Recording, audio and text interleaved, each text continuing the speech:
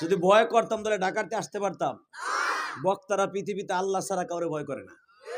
সরকার রে তাই ভয় পায় না, বেড়াই চিনকিল্লা জেলখানায় যাইয়াও দাওয়াত দেয়। মারহাবা বল, কষ্ট হইতেছে না? অজ্ঞামী তারপর রস করুন আজকে দেই কদ্দুর চলে ইনশাআল্লাহ। বলেন তো রেডি? রেডি? আল্লাহু আকবার বলেন তো। এই মুসলমানের সন্তান, রোকানারে আবু জেহেল কুত্তা মাতান মাতাইছে 3 মাস খাওয়াইয়া। উতবা সাহেবা খাওয়াইয়া 3 মাস পরে কয়, তুই খালি মোহাম্মদ একটা আসার মেরে দিবি। আমি আর ওয়াজি করব না, না আওয়াজ ওয়াজি করব না, না হইব না। আমি বলি নাই, নবীর কথা শুনে জোরে আওয়াজ দিবা কেমন? যখন বলছে